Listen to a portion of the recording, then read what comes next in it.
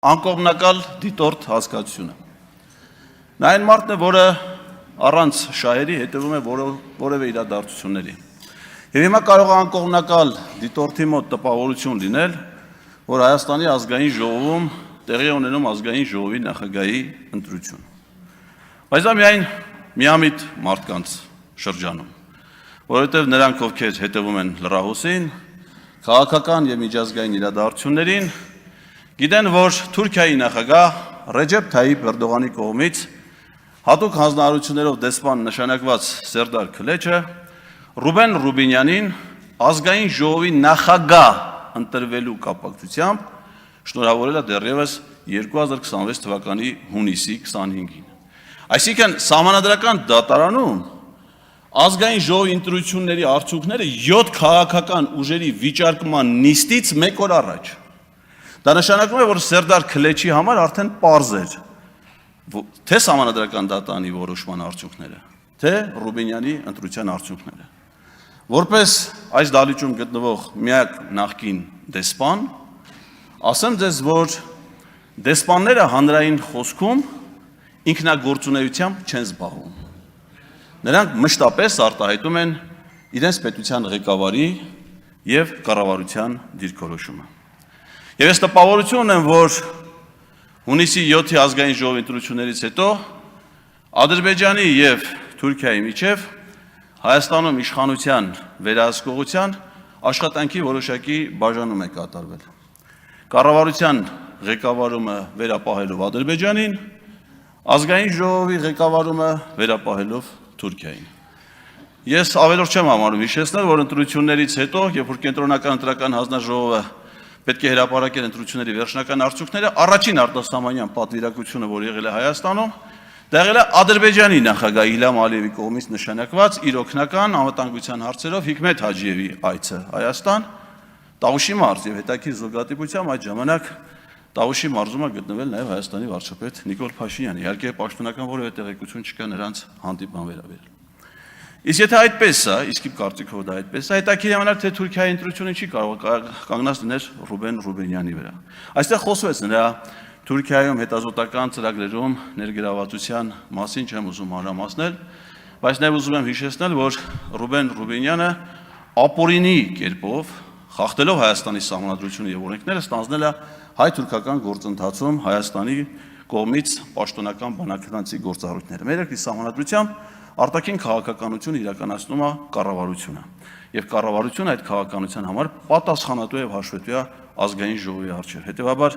ազգային ժողովի падգամավոր, այն էլ ղեկավար մարմնի ազգային ժողովի փոխնախագահ որևէ պարագայում իրավունք չուներ իր վերաստանձնելու գործադիր իշխանության ֆունկցիաներ, առավել եւս որ դրա համար չկար որևէ իրավական ակտ։ Հայաստանի վարչապետը Ռուբեն Ռուբինյանին որևէ իրավական ակտով որևէ պաշտոնում չի նշանակել։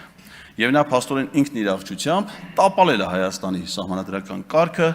խախտել Հայաստանի սահմանադրությունը, ընդ որում, ինչպես նշեցին մեր գործընկերները Հայաստան դաշինքի падգամավորները, առանց արդյունավետության, որովհետև ես հիշում եմ, որ Քլեչն ու Ռուբինյանը հայտարարել էին, որ 2023 թվականի հուլիսի 1-ից հայ-թուրքական սահմանը կբացվի դիվանագիտական անձնագիր ունեցող Հայաստանի քաղաքացիների եւ երրորդ երկրի քաղաքացիների առաջ։ Այս դահլիճում շատ կան դիվանագիտական անձնագիր ունեցող քաղաքացիներ, կարծում նրանց մեջ շատերը կլինեն, որ ցանկանան Թուրքիա գնալ Մարգարեի անցակետով, բայց դա հնարավոր չի։ Իսկ հիմա ոչ թե 2023 թվականն, այլ 2026 թվականն, այսինքն 0 արդյունավետություն ապօրինի գործունեության իմաստով։ Ռուբինյանը նաեւ Թուրքիայում եղել է Թուրքիայի արտգործ նախարարության կողմից Անտալիայի դիվանագիտական ֆորումին, նրանց կողմից կազմակերպված, ընդ որում ոչ մեկ անգամ։ Իդեպ այստեղ փոխադարձություն երբեք չի գործել, որովհետև դրանից հետո Հայաստանի արտգործ նախարարությունն էլ է կազմակերպել Երևանյան հորիզոններ համաժողովները եւ որին ոչ մի թուրք պաշտոնյա, այդ թվում եւ Սերդար Քլեչը մասնակցություն չեն ունեցել։ Շատ են խնդիրները, որոնք կապված են Ռուբինյանի հետ, ես նաև անձնապես եմ դա զգացել, որովհետև երբ որ ազգային ժողովի նախագահի տեղակալ Ռուբինյանը հայտարարել էր քաղաքացիների ընդունելություն, ես 5 անգամ ներկայացել եմ այդ ընդունելությանը մասնակցելու համար եւ ոչ մի անգամ այդ ընդունելությանը չեմ արժանացել իմ հանդեպ խտրական վերաբերմունք ցուցաբերելու գործով։ Տեղեկացնում եմ ազգային ժողովին, որ իմ հետևողական իրավական գործընթացների արդյունքում վճռաբեկ դատարանի որոշման հիմքով քննչական կոմիտեի Արաբիրի քննչական բաժնում նախաձեռնված է քրեական վարույթ եւ ես սպասում եմ առաջիկայում գլխավոր դատախազին ազգային ժողովում, որը մեր համաձայնությունը կխնդրի Ռուբինյանին որպես մեղադրյալ ներգրավելու եւ կարծում եմ նաեւ խափաման միջոցի միջնորդությամբ։ Իսկ արդյոք մեր այսօրվա հերոսը չունի որևէ առավելություն իր կյանքի ընթացքում։ Ես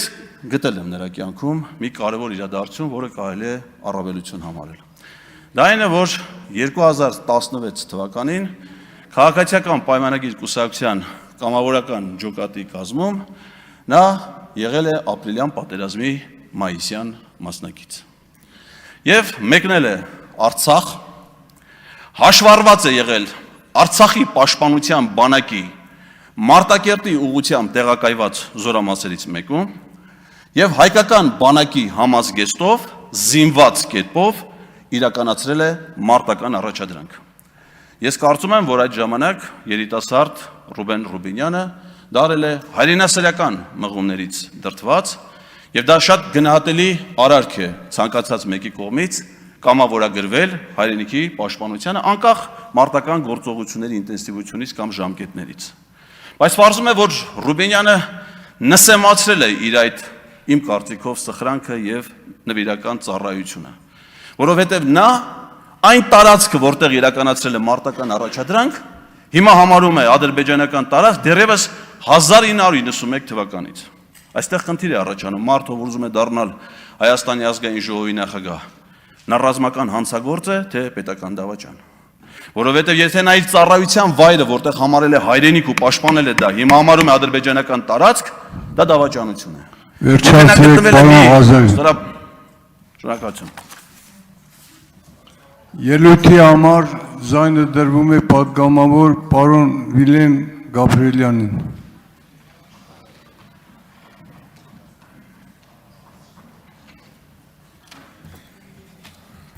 Շնորհակալություն, հարգարժան նախագահող, հարգելի գործընկերներ, նախ եւ առաջ ուզում եմ Հայաստանի Հանրապետության քաղաքացիներին շնորհավորեմ հերթական